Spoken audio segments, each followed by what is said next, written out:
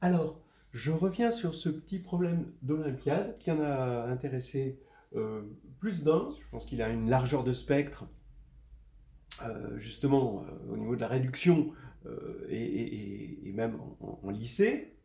Donc je reviens dessus parce que Denis, que vous avez eu l'occasion de voir sur cette chaîne, me propose une méthode de quatrième. Ouais, de quatrième, à mon avis, de l'époque de Denis. Mais voilà, de quatrième quand même.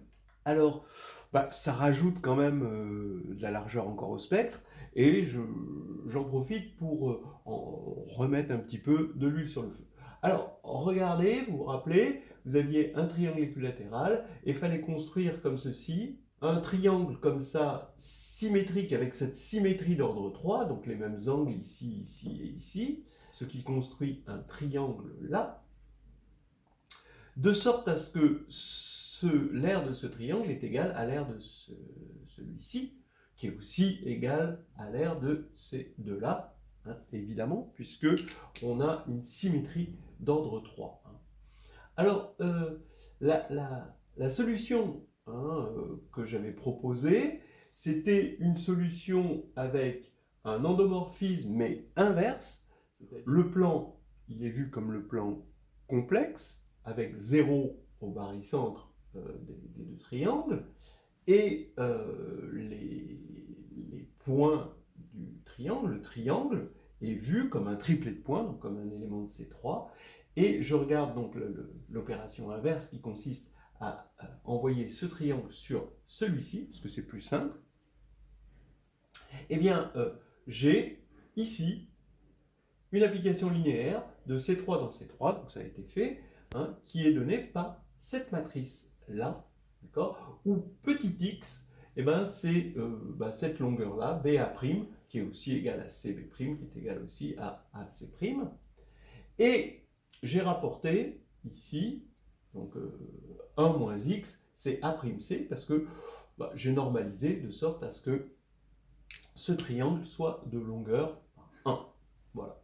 J'ai trouvé que donc cette matrice c'est P de J, hein, où J c'est cette matrice-là, 0, 1, 1, 0, 0, 0, 0, voilà, la matrice du 3 cycles. Et donc P de J, où P c'est le polynôme, 1 moins x grand X plus x grand X2. Hein, donc ça, c'est facile de la réduire, et les vecteurs propres sont les mêmes vecteurs propres. Hein, donc cette matrice P de J, là, c'est les mêmes vecteurs propres que pour J, c'est-à-dire 1, 1, 1, 1 JJ2, 1 J2J, d'accord, ça c'est assez connu pour les matrices de 3 cycles, et les valeurs propres, c'est P de 1, P de J, P de J2, avec P de 1 égale 1. Alors, quelle est l'interprétation géométrique qu'on en fait? Eh bien, c'est qu'on a finalement, d'accord, des vecteurs propres. Ça veut dire qu'on va envoyer un triangle sur, puisqu'un élément de C3, c'est un triangle, sur un autre triangle, qui va être semblable. Puisque multiplié par un complexe, multiplié par une valeur propre, ça revient à deux triangles semblables. Alors, en plus, semblable et centré sur O. Bon. Donc voilà. Donc c'est normal que 1, 1, 1 soit, soit vecteur propre pour la valeur propre 1. Ça veut dire que si vous avez un triangle dégénéré en un point, donc le point 1, 1, 1, eh ben, ou n'importe quel point, parce que vous avez n'importe quel élément de la droite engendré par C, donc si vous prenez lambda, lambda, lambda, ça va être un complexe, ou lambda est un complexe, ça va être le complexe lambda. Donc vous avez le triangle en lambda, et bien lui, quand on va faire cette construction, vous allez tomber sur lui-même. Ça, c'est normal.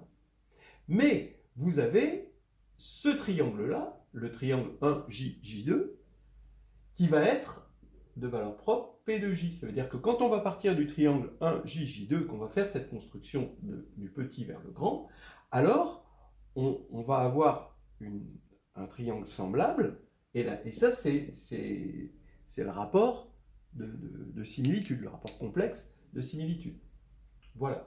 Et ça, c'est le triangle dans l'autre sens. Alors vous allez me dire, ce triangle-là, ça ne peut pas être 1JJ2 parce que c'est un triangle de côté 1. Bon, bah oui, bien sûr, mais en fait, ce triangle est vecteur propre aussi, puisqu'il est semblable, il est équilatéral, donc semblable au triangle 1JJ2, avec même centre de gravité. Ça veut dire que quitte à multiplier par un complexe, eh bien, on va avoir ce triangle-là, d'accord, et qui sera, puisqu'on a multiplié par un complexe, il sera toujours vecteur propre. Voilà. Donc, vous voyez que ce triangle est vecteur propre pour la valeur propre P de J.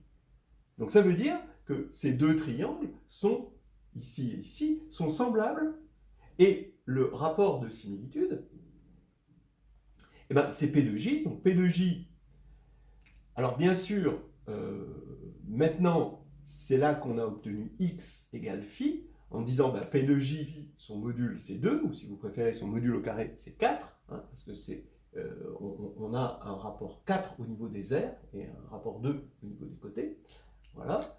Donc c'est ça qui nous a donné une équation, et donc x égale phi, je ne reviens pas là-dessus. Et maintenant, P de J est égal à forcément 1 moins phi, ben, la J plus phi J2.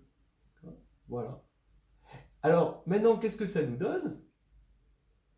Ben, ça nous donne 2 au niveau des modules, et, bon, on peut faire un calcul, un certain bêta, que l'on peut calculer à partir de phi et de j, et ben, un certain bêta comme argument.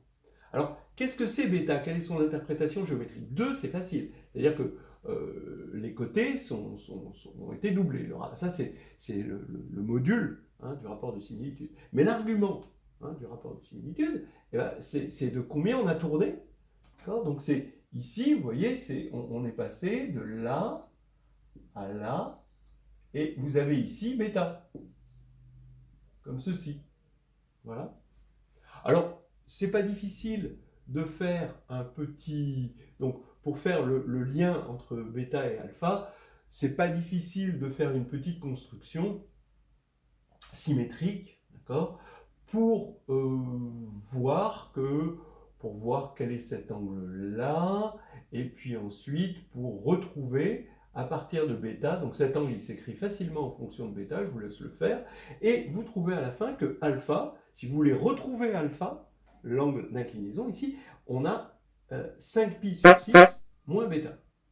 Maintenant, je reviens sur la méthode de Denis. Il me dit, tiens, j'ai une méthode de quatrième. Parce qu'il y avait la méthode de Jean-Jacques qui le faisait avec la formule de Héron.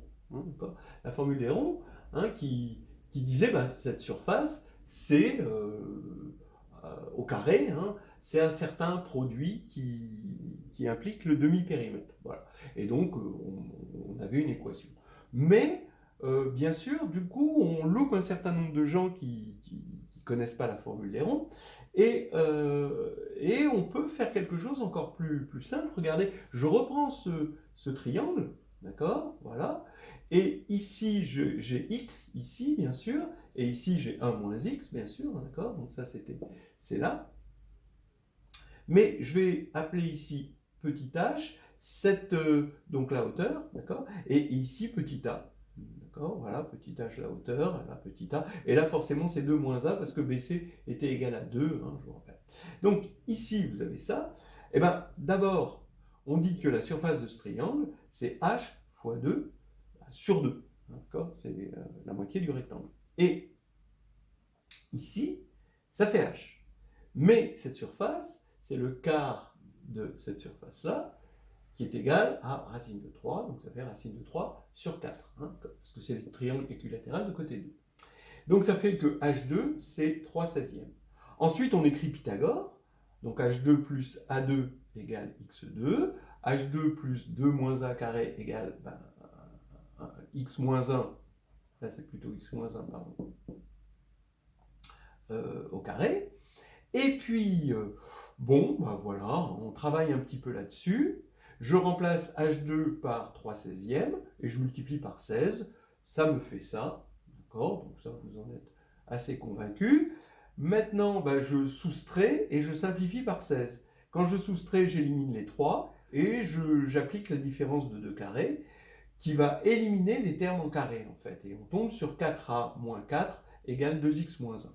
Donc, je peux tirer 16a carré, donc 4a de là, okay, en fonction de x, et ce qui va me donner, en reportant dans cette équation, 3 plus 2x plus 3 au carré égale 16x2. Et quand je simplifie, ça fait 12x2 moins 12x moins 12. Et donc x2, bien sûr, moins x moins 1 égale 0. Et on retombe x sur x égale phi.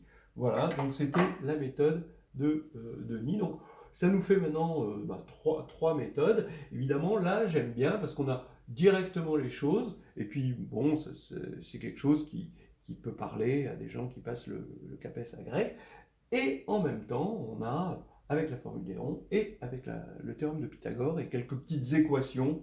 Je ne sais pas si au niveau algébrique, les quatrièmes pourraient faire ça, mais bon, disons, là, ça peut s'attaquer en seconde, quoi.